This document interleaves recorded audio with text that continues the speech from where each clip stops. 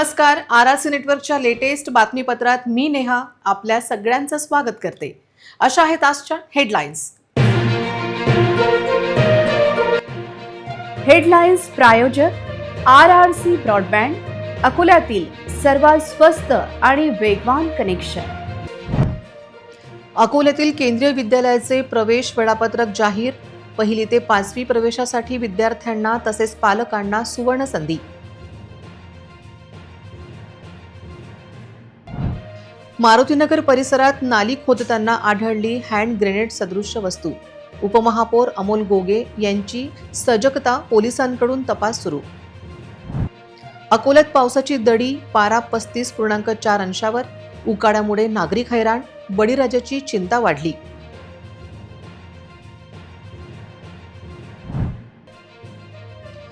अकोला जिल्ह्यात 1.5 महिन्यात सरासरीपेक्षा 21% कमी पाऊस. शेतकरी अडचणीत, खरीप पिकांवर संकटाचे सावट. अकोल्यातील दामले चौक, फतेह चौकात कचऱ्याचे साम्राज्य. प्लास्टिक व घाण तातडीने हटवण्याची नागरिकांची मागणी. आता सविस्तर बातम्या. अकोल्यात यंदापासून सुरू होणाऱ्या केंद्रीय विद्यालयाची प्रवेश प्रक्रियेचा टाइम टेबल घोषित झाला आहे.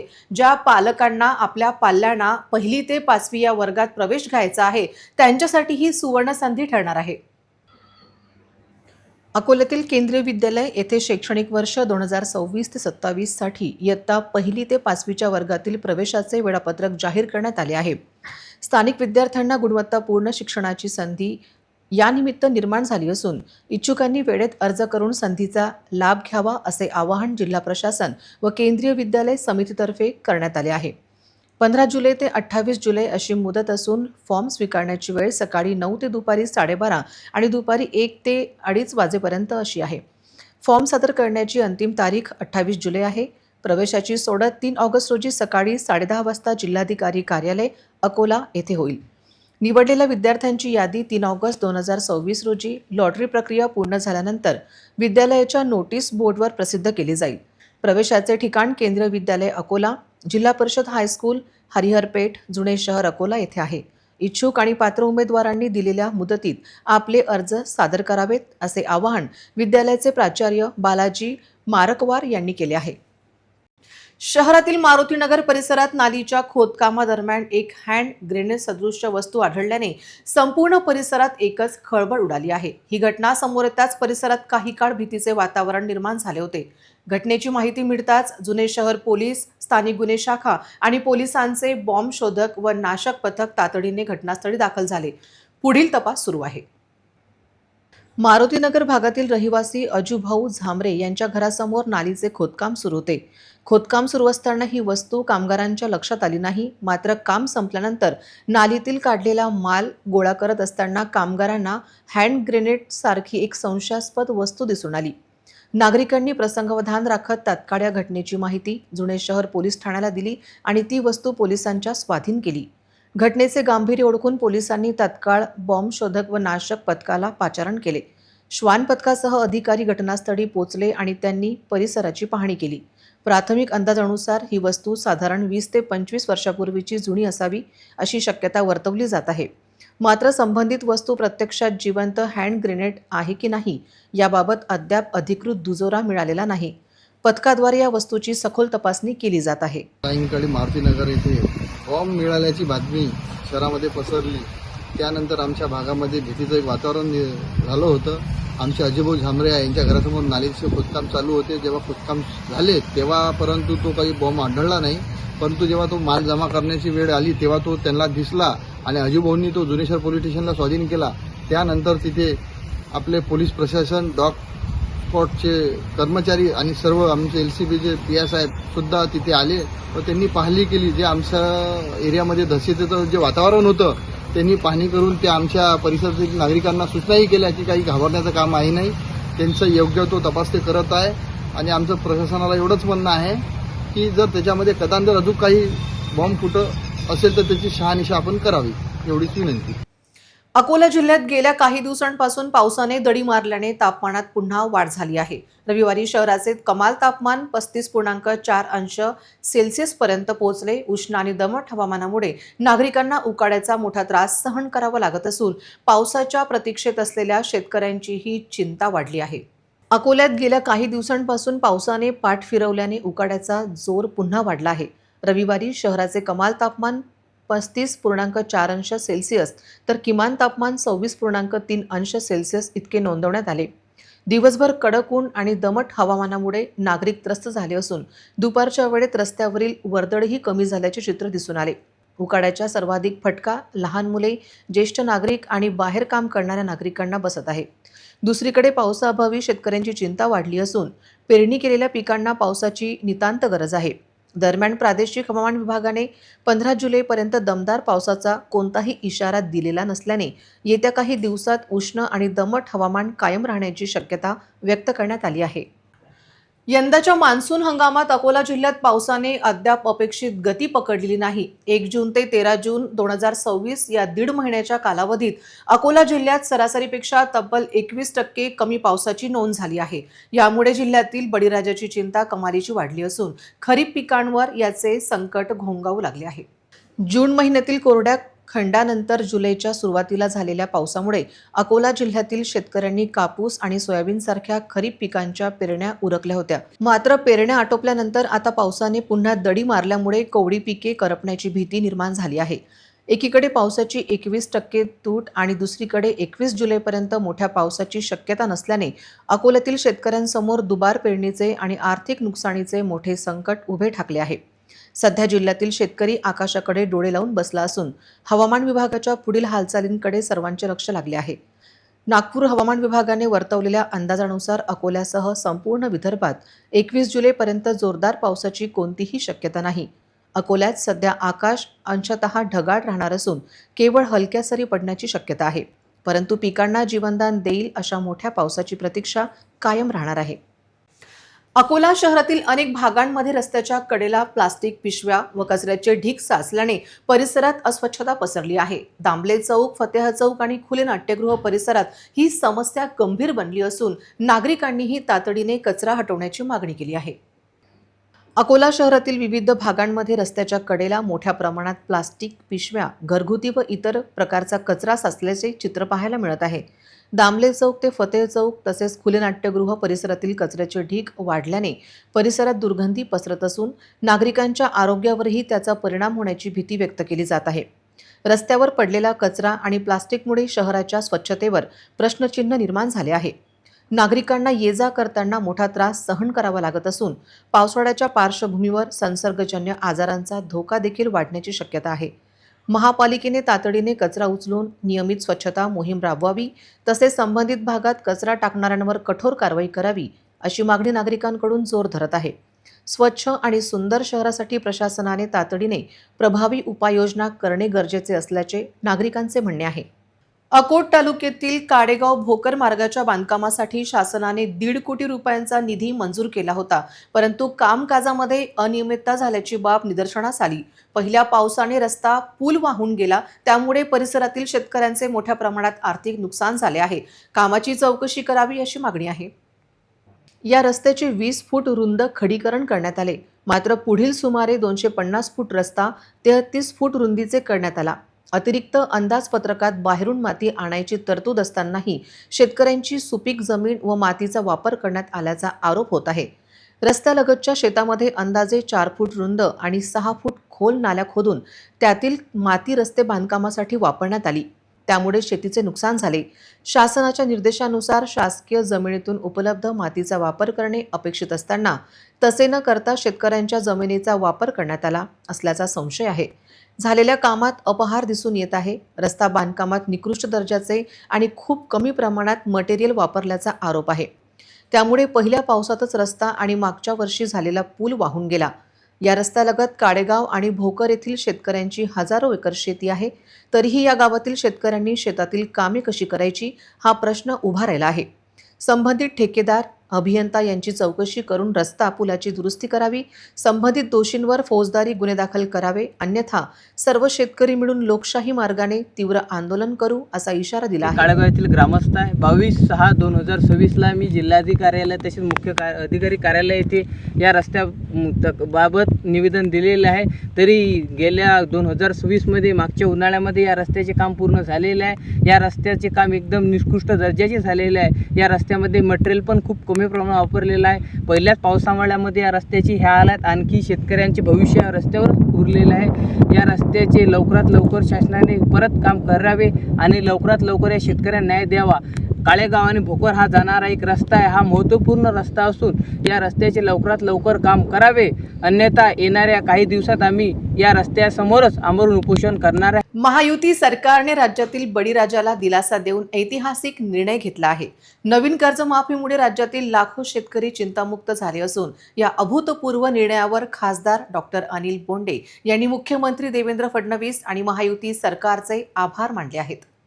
डॉक्टर बोंडे यांनी या निर्णयाचे स्वागत करताना स्पष्ट केले की महाराष्ट्राच्या राजकीय आणि कृषी क्षेत्राच्या इतिहासात 40,000 कोटी रुपयांपेक्षा जास्त रकमेची अशी विनाअट आणि व्यापक कर्जमाफी यापूर्वी कोणत्याही सरकारने केलेली नाही. हा निर्णय केवळ राजकीय नसून राज्यातील शेतकऱ्यांचे आर्थिक कणा बळकट करणारा आणि त्यांना पुन्हा एकदा आत्मविश्वासाने शेती करण्यासाठी सक्षम करणारा ठरला आहे. महायुती सरकारचे पेढे वाटून आणि ढोल ताशांच्या गजरात जंगी स्वागत करत असल्याचेही खासदार डॉक्टर अनिल बोंडे यांनी नमूद केले. मग उद्धव ठाकरेंना कर्जमाफी केली, घाईघाईत केली, पण त्यानं म्हटलं तर नियमित कर्ज भरणाऱ्याला 50,000 देऊ, शेवटपर्यंत दिले नाही. मग पुन्हा देवेंद्रजी फडणवीस आले, त्यांनी नियमित असणाऱ्याला 50,000 दिले आणि आता जी कर्जमाफी केली त्याच्यामध्ये 2 लाखापर्यंतची कर्जमाफी आहेच. पण ज्याचं 4 लाख कर्ज असत, 5 लाख कर्ज असत, त्याचं वन टाइम सेटलमेंट सुद्धा केल्या जाणार आहे. म्हणजे 4 लाखाचं कर्ज असेल तर त्या बँकेमध्ये बसायचं, आमचं किती व्याज माफ करतो, किती कन्सेशन देतो आणि ते सांगून आपलं कर्ज कमी करायचं आणि 2 लाख रुपये देवेंद्रजी फडणवीस राहील आणि वरचे ते पैसे भरायचे आणि आपला सातबारा कोरा करून घ्यायचा. किसान मोर्चाचे जेवढे कार्यकर्ते आहेत, तुम्ही शेतकरी आहात, गावागावातून आलेले, तर आपल्याला हे काम करावं लागणार आहे पुढच्या काळात. अशी कर्जमाफी आतापर्यंत कोणी केली नाही. 40,000 कोटीपेक्षा जास्त कर्जमाफी आहे. रिसोड तालुक्यातील येवता येथे एका शेतकऱ्याच्या शेतातील बोरवेल पाईप अज्ञात व्यक्तीने कापून मोटर पंप आत टाकून दिला. यामुळे शेतकऱ्याचे लाखो रुपयाचे नुकसान झाले असून या प्रकरणी शेतकऱ्यांच्या तक्रारीवरून अज्ञात विरुद्ध गुन्हा दाखल करण्यात आला असून तपास सुरू आहे. वाशिमच्या रिसोड तालुक्यातील येवता येथे शेतकऱ्यांच्या सिंचन व्यवस्थेची अज्ञात व्यक्तीने तोडफोड केल्याची धक्कादायक घटना समोर आली आहे. शेतातील बोरवेलमधील मोटार पंप कापून तो बोरवेलमध्ये टाकण्यात आला. तसेच मोठे मोठे दगड टाकून बोरवेल बुजवण्याचाही प्रयत्न करण्यात आला. या प्रकरणात शेतकरी मंगलसिंग ठाकूर यांचे सुमारे 1,35,000 रुपयांचे नुकसान झाले असून 2 एकर क्षेत्रातील हळदीचे पीक संकटात आले आहे. सिंचनासाठी मोटार पंप सुरू करण्यासाठी गेले असता हा प्रकार उघडकीस आला. दरम्यान या बोरवेलच्या पाण्यावरच हळदीच्या पिकांचे सिंचन अवलंबून असल्याने आता पीक वाचवायचे मोठे आव्हान शेतकऱ्यांसमोर उभे राहिले आहे. या घटनेमुळे शेतकऱ्यांचे आर्थिक नुकसान तर झालेच, शिवाय उभ्या पिकालाही फटका बसण्याची भीती निर्माण झाली आहे. या प्रकरणी शेतकरी मंगलसिंग ठाकूर यांनी शिरपूर पोलीस ठाण्यात अज्ञात व्यक्तीविरोधात तक्रार दाखल केली असून पोलिसांनी तपास सुरू केला आहे. आरोपीचा शोध घेऊन कठोर कारवाई करावी अशी मागणी शेतकरी करीत आहेत. इकडे मी 3ऱ्या महिन्यात 28 तारखेला हे बोर घेतला होता. याच्यावर माझं मी 15-20 दिवस याला पाणी दिलेलं आहे. मी 15-20 दिवस पाणी दिलेलं आहे मी कांद्याला. त्याच्या भरोश्यावर मी हळद पेरली. आता हळदीला मला पाणी द्यायसाठी दुसरं कोणतीही व्यवस्था नाही. याच्या भरोश्यावरच मी हळद पेरली होती. काय झालं होतं? या बोरवर कोणीतरी सूड उगवला. त्याच्यानंतर ते मोटर पंप कापून आत टाकला आणि वरून 2-4 मोठमोठाले गोटे आत हे केले, टाकून दिले आणि बोरचं फार मोठं नुकसान झालेलं आहे. किती नुकसान झालं? किती नुकसान झालं? बोरचं माझ्या कमीत कमी 1.5 लाखाचं नुकसान आहे. या संदर्भात मी शिरपूर पोलीस स्टेशनला हे केलेली आहे तक्रार. ते जे बीट जमदार होते ते येऊन त्याने पंचनामा करून गेलेले आहे. माझी एवढीच मागणी आहे की बा माझी जेवढी नुकसान भरपाई झाली तेवढी मला भरून भेटण्यात, एवढीच माझी मागणी आहे. रविवारी सायंकाळी डॉक्टर बाबासाहेब आंबेडकर खुले नाट्यगृहाच्या बाजूला असलेल्या ट्रान्सफॉर्मरला अचानक आग लागली. मुख्य रस्त्यावर एकीकडे ट्रान्सफॉर्मर धगधगत होते आणि लोकांची ये-जा देखील सुरू होती. महावितरणाच्या ट्रान्सफॉर्मरमधील ऑइल जळत होते अशी माहिती सूत्रांनी दिली. याबाबत अग्निशमन दलाला माहिती मिळाली होती, परंतु महावितरणाच्या ट्रान्सफॉर्मरचे नुकसान होऊ नये म्हणून आम्ही महावितरणला ट्रान्सफॉर्मर आगीबाबत कळवतो. कारण अग्निशमन गाडीच्या पाण्याच्या फोर्समुळे ट्रान्सफॉर्मरचे नुकसान होण्याची शक्यता असते. काल देखील आम्ही महावितरण यंत्रणेला आगीबाबतीत कळवले आणि त्यांनीच पाणी टाकून आग आटोक्यात आणली. रेल्वे स्टेशन ते राजकमल चौकाकडे जाणारा उड्डाणपूल वाहतुकीसाठी बंद असल्याने शहरात नेहमीच वाहतूक कोंडी होत आहे. सोमवारी दुपारी 3 वाजेच्या सुमारास वाहतूक कोंडी निर्माण झाली होती. विशेष म्हणजे वाहतूक कोंडी सोडवण्यासाठी एकही वाहतूक पोलीस कर्तव्यावर नव्हता. त्यामुळे नागरिकांना त्रास सहन करावा लागला. राजकमल चौकाकडून मालवीय चौकाकडे जाणाऱ्या वाहनांची वाहतूक कोंडी झाली होती. त्यामुळे ही कोंडी सोडवणे आवश्यक होते. हाकेच्या अंतरावर सिटी कोतवाली पोलीस ठाणे आहे, मात्र तरीही येथे नेहमीच वाहतूक कोंडी होते. विशेष म्हणजे जड वाहने सुद्धा शहरात प्रवेशली होती. जड वाहनांच्या प्रवेशावर बंधन नाही का असा सवाल उपस्थित केला जात आहे. अमरावती महानगरपालिकेचे नवनियुक्त आयुक्त डॉक्टर मंगेश गोंदावले यांनी पदभार स्वीकारल्यानंतर आज सोमवार 13 जुलै रोजी महानगरपालिका मुख्यालयातील विविध विभागांची पाहणी केली. विभागनिहाय कामकाजाचा आढावा घेतला. महापालिका प्रशासनाची सद्यस्थिती, नागरिकांना दिल्या जाणाऱ्या सेवा, प्रलंबित कामे, विकास कामांची अंमलबजावणी तसेच कार्यालयीन कार्यपद्धतीची माहिती संबंधित विभाग प्रमुख आणि अधिकाऱ्यांकडून जाणून घेतली.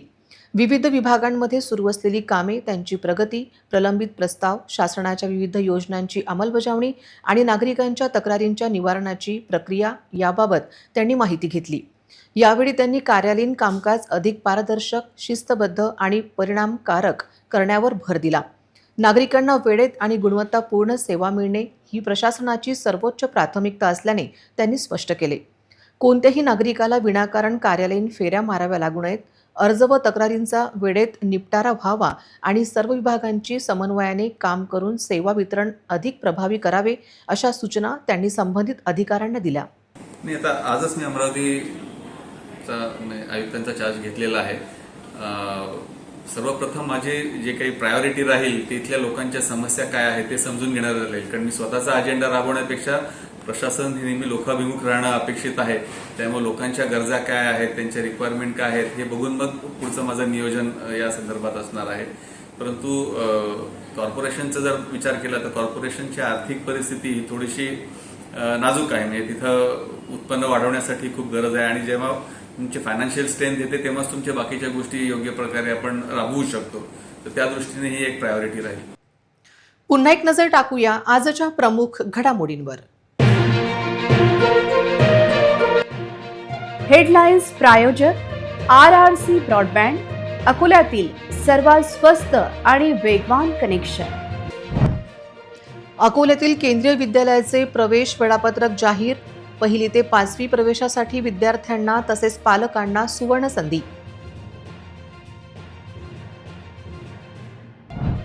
मारुतीनगर परिसरात नाली खोदताना आढळली हँड ग्रेनेड सदृश्य वस्तू. उपमहापौर अमोल गोगे यांची सजगता, पोलिसांकडून तपास सुरू. अकोल्यात पावसाची दडी, पारा 35.4 अंशावर. उकाड्यामुळे नागरिक हैराण, बळीराजाची चिंता वाढली.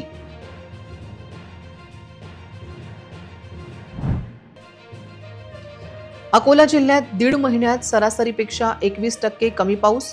शेतकरी अडचणीत, खरीप पिकांवर संकटाचे सावट.